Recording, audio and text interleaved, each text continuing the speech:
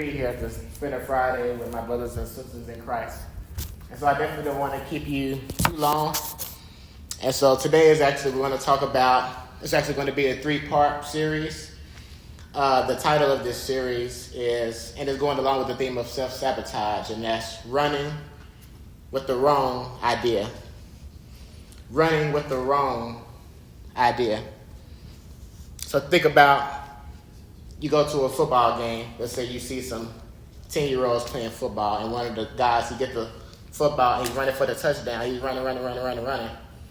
But the problem is he's running the wrong way. So you see, running with the wrong idea is a very dangerous thing to do. Running with the wrong idea can be hearing the person you're dating say things like, "We need to talk," and you automatically jump to the worst case scenario. Running with the wrong idea can be seeing a post online and assuming that post is about you. Running with the wrong idea can be you walking down a hallway and somebody's laughing and you assume that they're laughing at you. It's a very dangerous thing to do, is to run with the wrong idea, to run off of assumptions which we'll talk about today.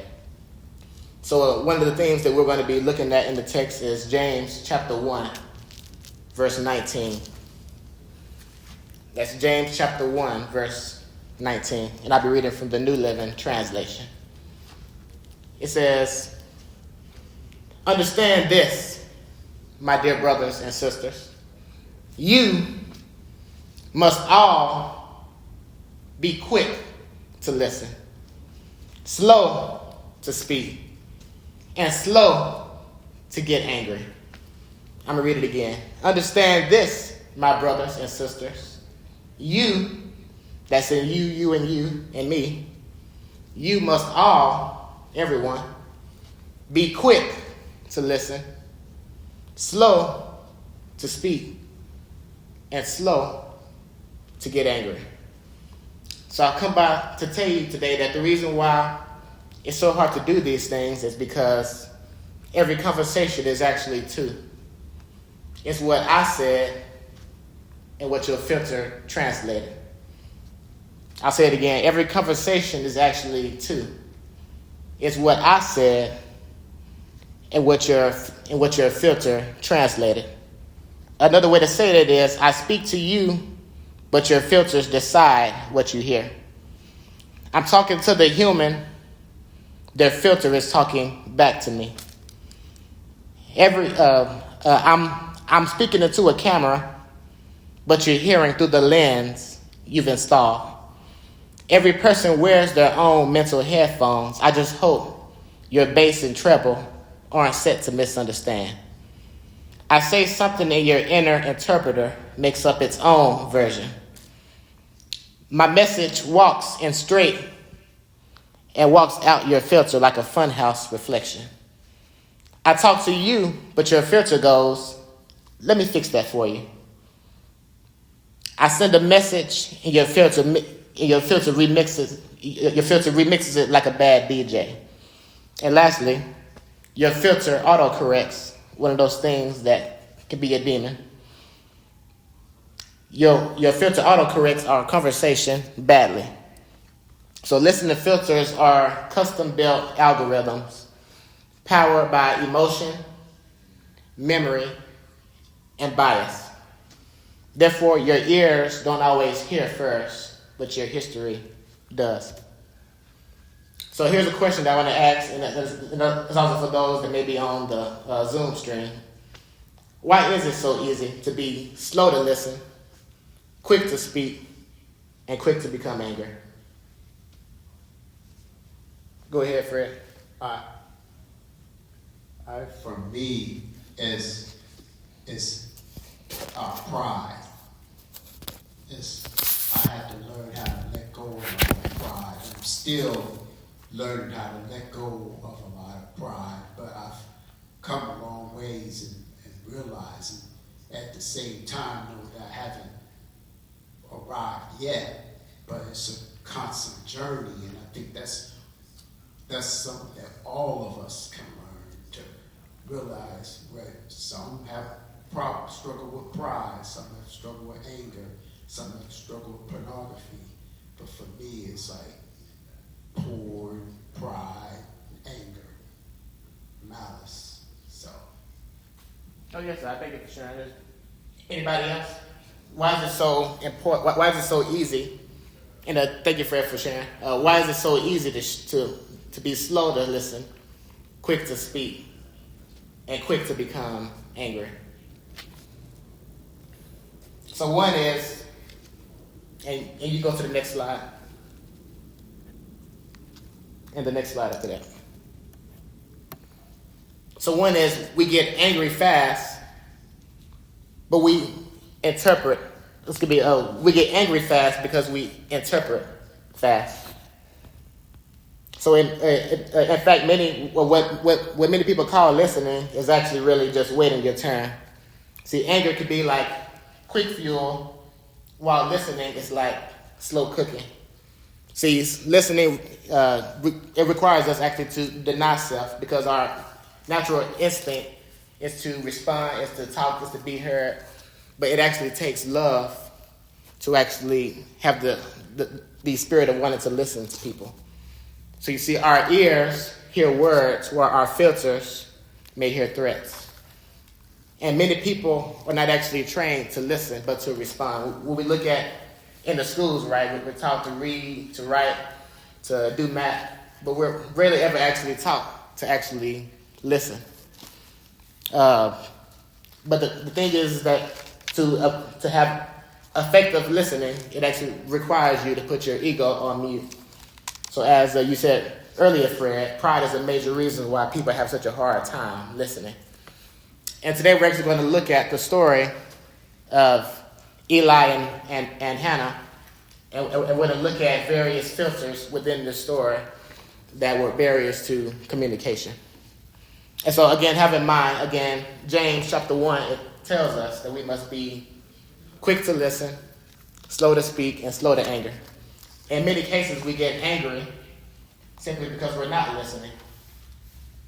And sometimes we speak very fast because we're not interested in listening. So all three of those things actually go hand in hand. So a lot of times we get angry not because of what the person said was actually rude or bad, but it's because the way that we comprehend it. Because of a lack of comprehension, we took something to be a threat when it may not have been. So a good breakdown of this passage in 1 Samuel chapter 1, that's what we'll be looking at today. We encountered the story of Hannah, a woman who is deeply troubled by her inability to have children. She is married to Elkanah, who loves her, but he also has another wife, Penninah, who taunts Hannah for her barrenness. This causes Hannah much distress, and in the midst of her anguish, she goes to the temple to pray and make a vow to God. In this story, Eli, the high priest, mistakenly judges Hannah's behavior and runs with the wrong idea. He assumes that she is drunk when, in fact, she is pouring out her heart to God in prayer. This lesson explores how Eli's misunderstanding of Hannah's situation can teach us about the dangers of running with the wrong idea, and how God is faithful even when we don't understand. You can go to the next slide. So we're going to take a look at 1 Samuel chapter 1. You can actually start at verse 2, and you can read verse 2 through 7. Whoever has it, you can read it perfectly from the New Living Translation. Verse 2, you said? Read 1 Samuel? Yeah, 1 Samuel. You can take the mic. 1 Samuel chapter 1, verse 2 through 7. Okay. Verse 2 through 7? Yes, sir. Okay. Elkanah had two wives, Hannah and Penninah. Penninah had children, but Hannah did not. Each year, Elkanah would travel to Shiloh to worship and sacrifice to the Lord of heaven's armies at the tabernacle. The priests of the Lord at that time were the two sons of Eli, Hophni, and Phinehas. On the days Elkanah presented his sacrifice, he would give portions of the meat to Penninah and each of her children. And though he loved Hannah, he would give her only one choice portion, because the Lord had given her no children. So Penninah would taunt Hannah and make fun of her because the Lord had kept her from having children. You can stop there. Okay. So when you see Shiloh, just think of it like that's the place. It was kind of like where Jerusalem would eventually become where the temple would be. Shiloh was basically the place where they kept the tabernacle. And so what we see here in the first filter we'll talk about today is actually the cultural expectation filter. So again, what was Hannah's problem that she had in this text? What was she not able to do? When they would have kids. Yeah, not able to have children. And so, especially back then in that culture, that was a big deal, right? In many cases, a woman's value was often tied to her fertility. Yeah.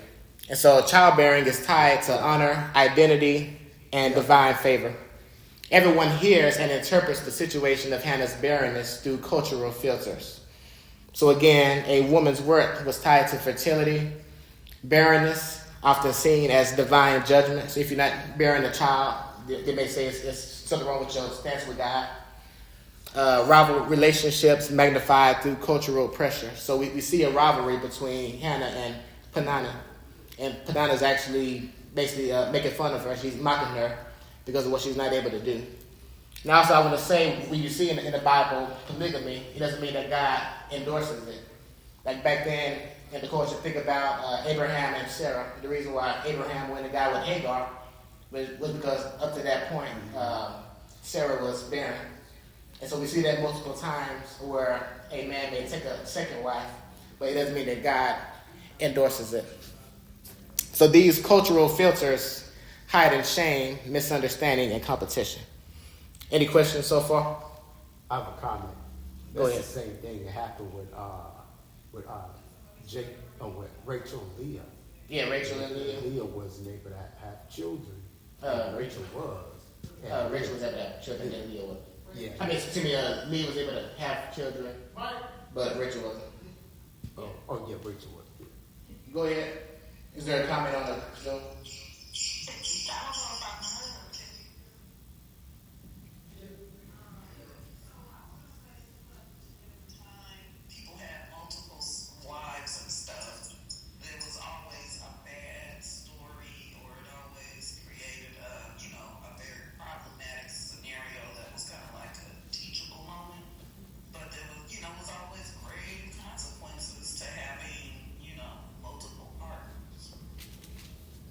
Oh, yes, ma'am. And we see that in Hagar. She gave birth to Ishmael. And, of course, that led to many problems down the line. Even when we have Muslims actually derive from Ishmael. And so and that's one of the major religions in the world that opposes Christianity. And that all can be traced back to the time of Abraham. So definitely, that was a great point. Like, there's many consequences when we don't do things God's way. And I'm going to go ahead and read verse 8. Of chapter 1.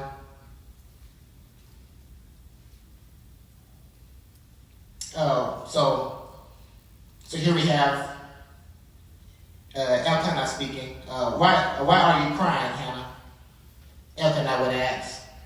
Why aren't you eating? Why be downhearted just because you have no children? You have me. Isn't that better than having 10 sons? So what we see here, right, is Elkanah is such a charmer, right? He knows just what to say when a person is grieving. She's sitting here crying about not being able to bear children. And here her husband comes along. So what we see here, you can go to the next slide. Oh, sorry, you can stay right here. So what we see right here is actually another filter that many people struggle with. And that's the self-centered filter. So Elkanah misreads the situation because he's responding to his own feelings not hers. And that's important. It goes back to listening. When we see people weeping, crying, that's not the time to talk about our experiences and what works for us. Because what's the first thing that people want to hear when you come up to them?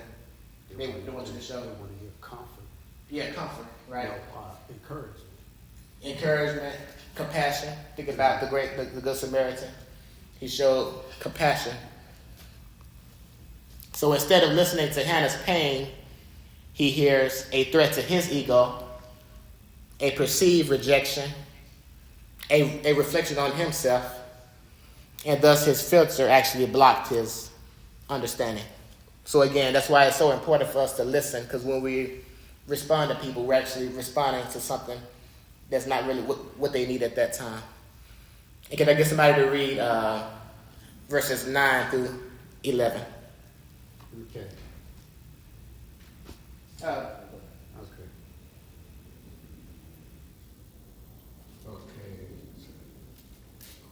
Once after a sacrificial meal at Shiloh, Hannah got up and went to pray. Eli the priest, was sitting at his customary place beside the entrance of the tabernacle. Hannah was in deep anguish, crying bitterly as she prayed to the Lord.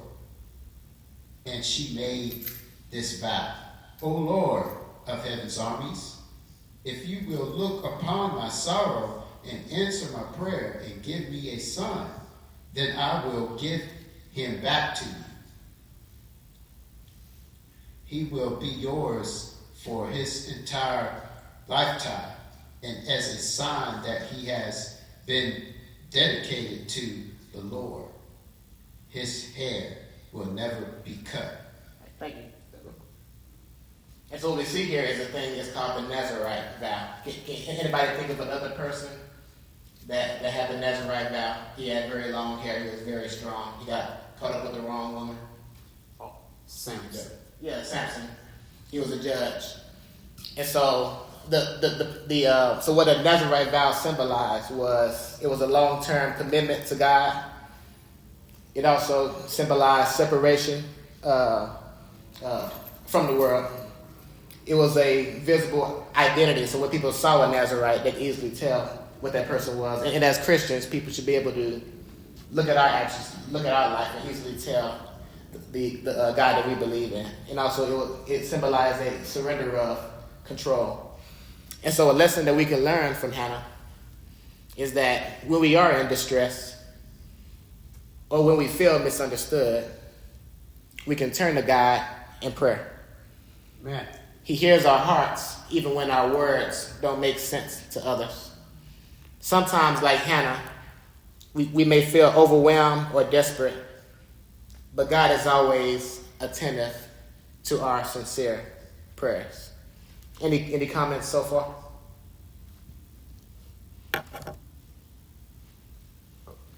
Yeah, I have a comment. Go ahead.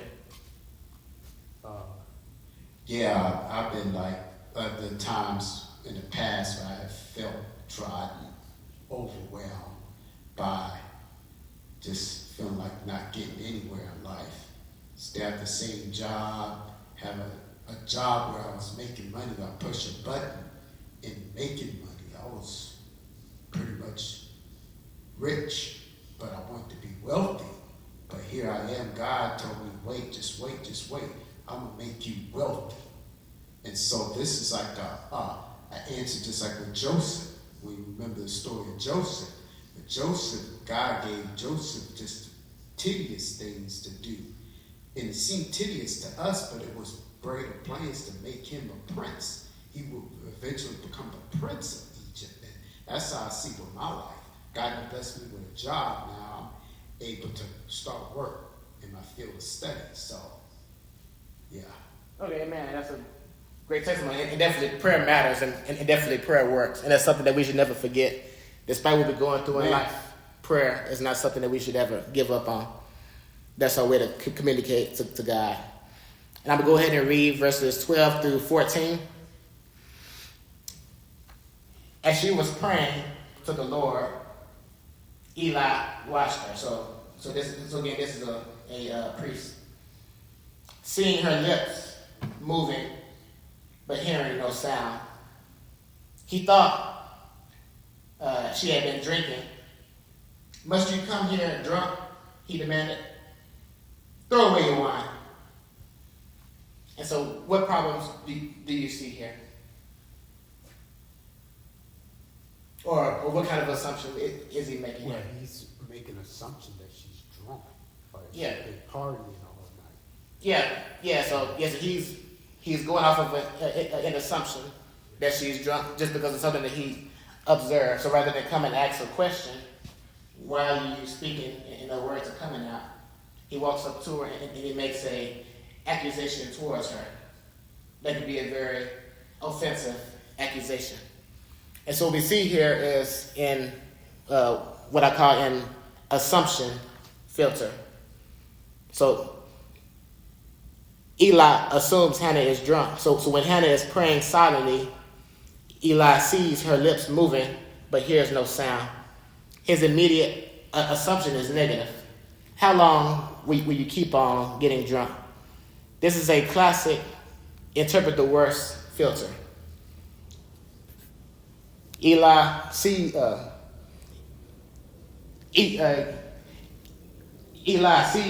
behavior that doesn't fit his expectations.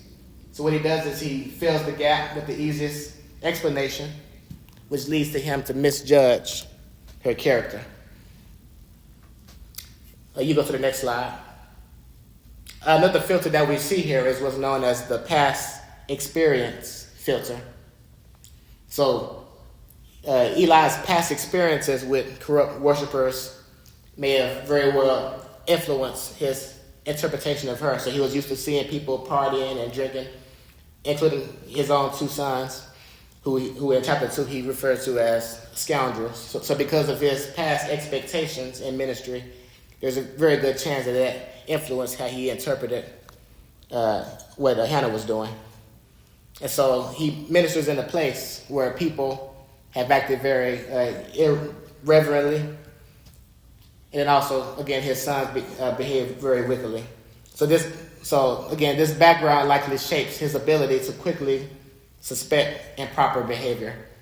He brings past ministry experiences potentially into the moment with Hannah. And so my question is, how will your relationships change if you started listening with today's ears instead of yesterday's wounds? I want to ask that again. And this is more of a rhetorical question, but how will your relationships change if you started listening with today's ears instead of yesterday's wounds?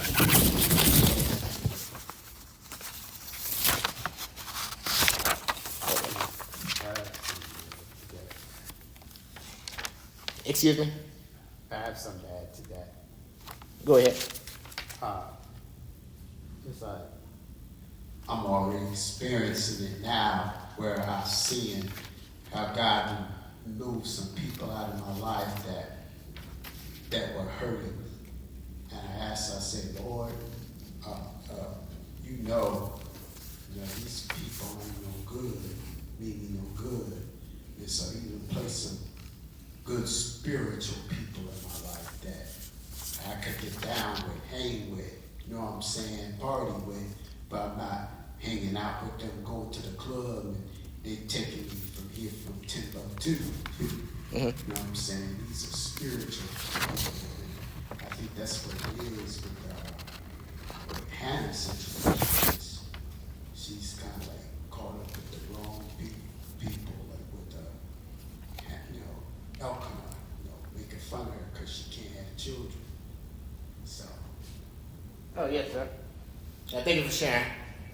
So some other reflection questions is, what would it look like for you to pause, check your filters, and ask, is this about them or is this about me?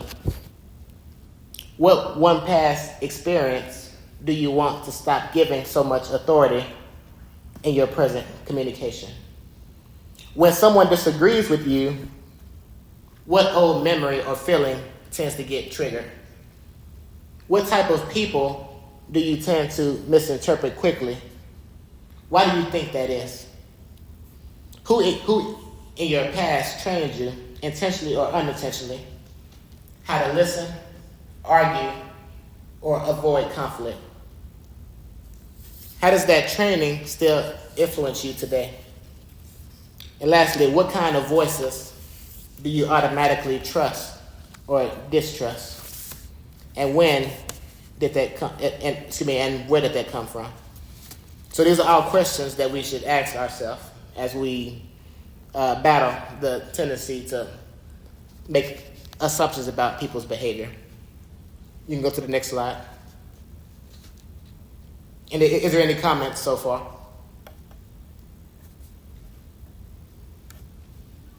All right, we can keep going. Hello, Go ahead. a part of this, I have to give it attention. I don't know if we covered the whole story of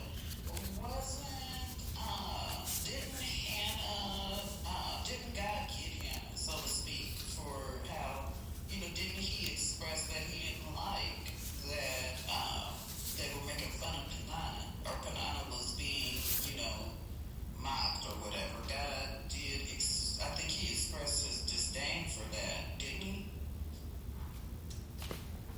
As far as up to this point, I don't recall. So we just covered up to about verse 12, but we haven't dealt with it as far as God making a comment about how He felt about them.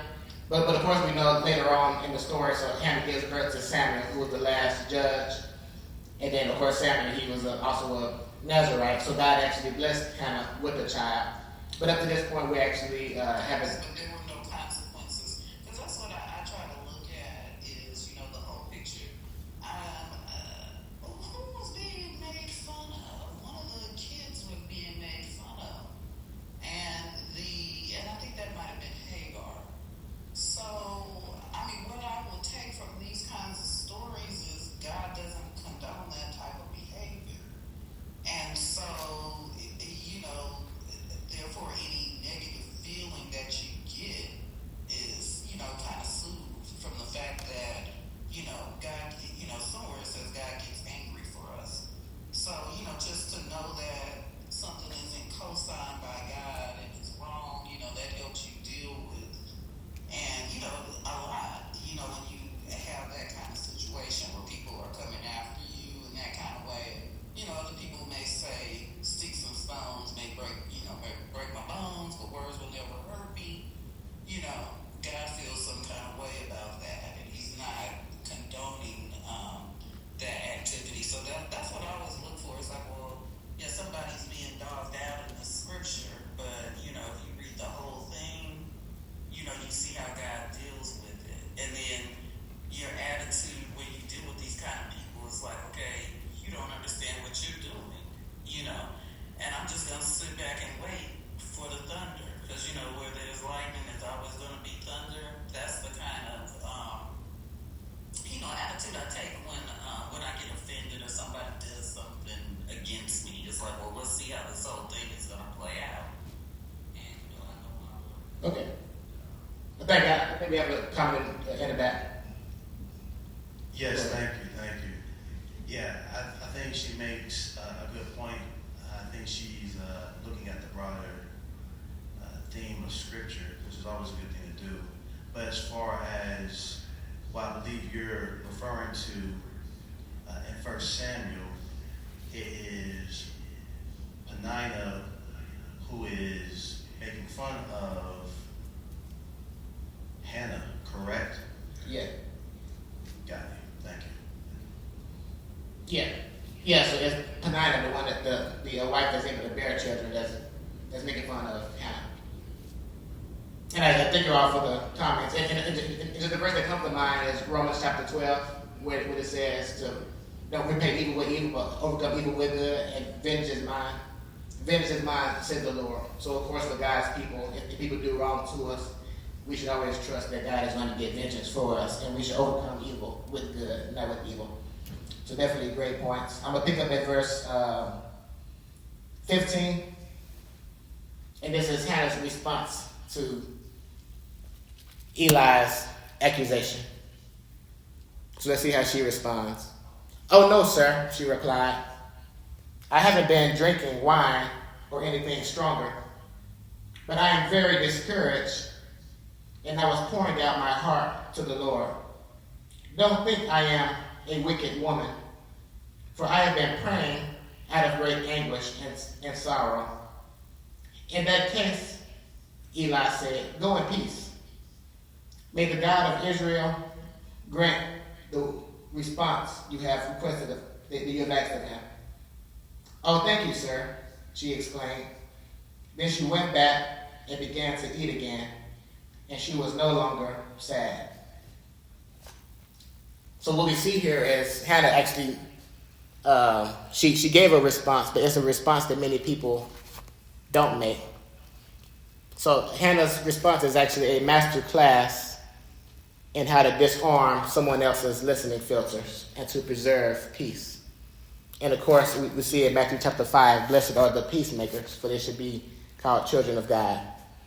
Her effectiveness is remarkable because she responds not out of offense, but out of clarity, humility, and emotional maturity. Despite being deeply hurt and misunderstood. So what she didn't do was mirror his assumptions. So most people respond to false accusations with defensiveness. Things like sarcasm, anger, and shutting down. But Hannah actually does none of this. She breaks the cycle by refusing to react the way that his filter expected. And in doing this, she actually lowers his emotional tension instantly. She responded with clarity instead of offense. So instead of saying, "How dare you judge me? You don't even know what I'm going through," she calmly explains the truth of her situation.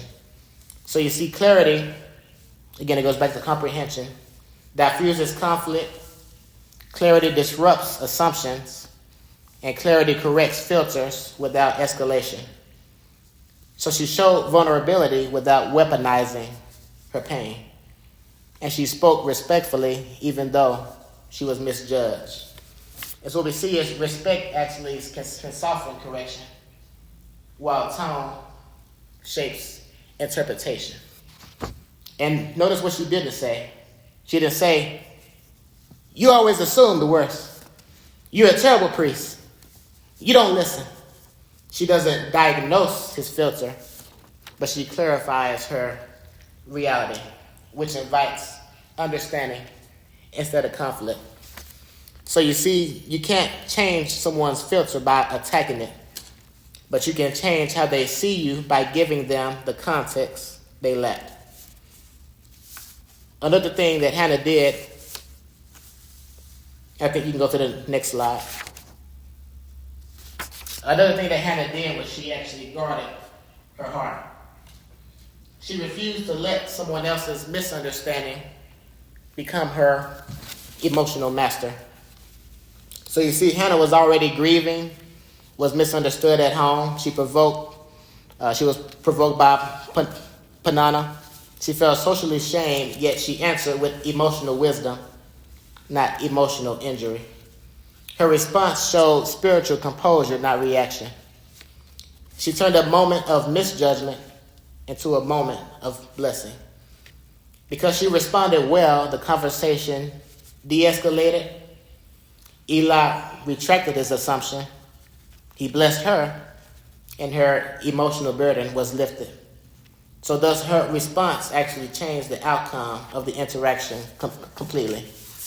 And as we wind down, we're actually going to look at some examples of how Jesus actually dealt with people that had listening filters. Because, of course, he's the ultimate teacher that we should have. But so far, is there any comments or questions?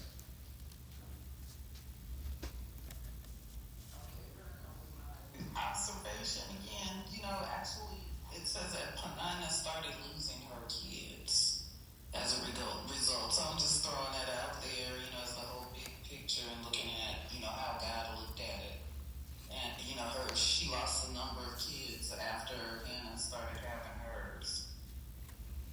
Okay, thank you for the comment, and definitely again, like it's great points.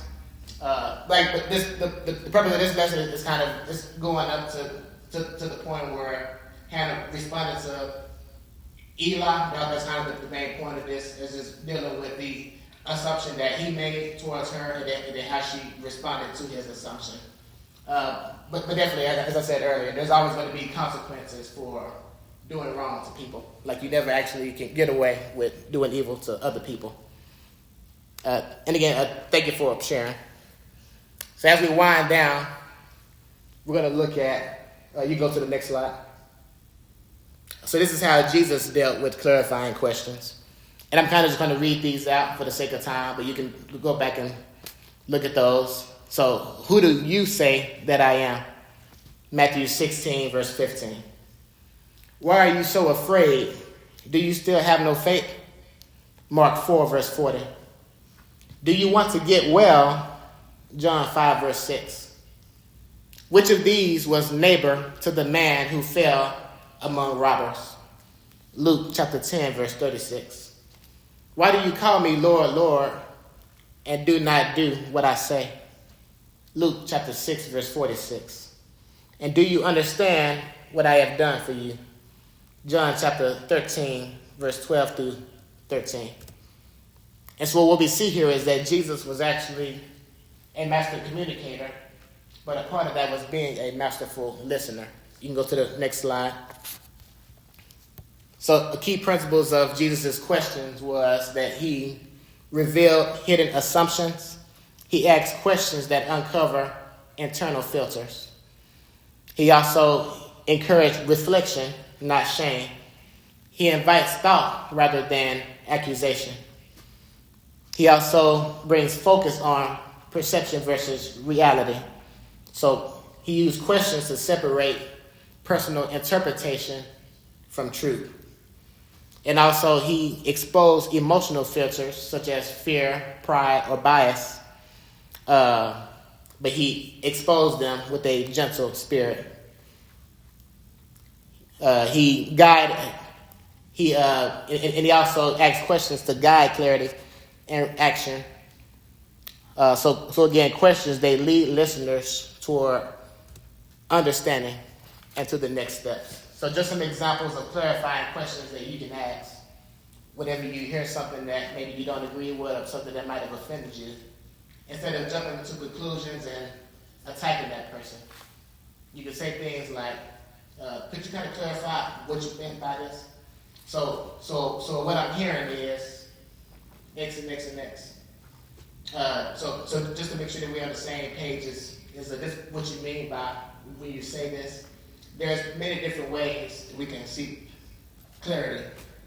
But again, when we don't have clarity in communication, that's simply going to lead to miscommunication, which in many cases can lead us to speak out of turn, to speak on things that we shouldn't be speaking on, and of course, again, lead us to speak in anger. And that's pretty much what I have, but is there any questions or comments as we close? And I encourage you to continue reading 1 Samuel. It's a great book. And so, of course, we hear about King Saul as the first king, and then David and so on. So definitely it's a great book to read. But is there any comments on the Zoom chat or questions?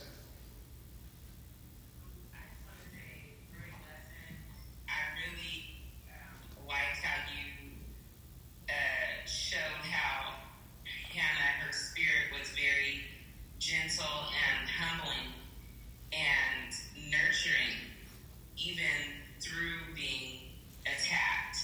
And if we could just learn how to communicate like that, man and woman, it would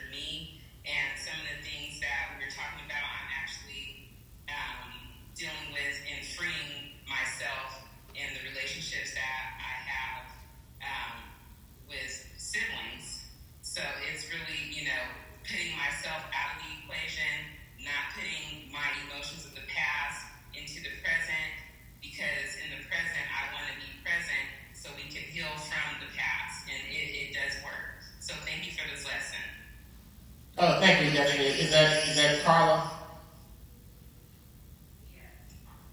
Okay, thank you. I recognize your voice. So again, is there any? And again, I thank you all for your participation. So definitely, it was all helpful to the conversation. So we edify each other and we learn from each other.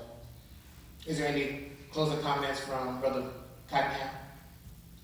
Just really thankful, man, for you coming through and doing what you do wonderfully, which is teach and present God's word in a way that comes at an angle and in a way that really enlightens us. So thank you very much for that. We don't always hear that portion of the text regarding Eli and Samuel's heritage. So thank you for that. Thank you for that. At this time,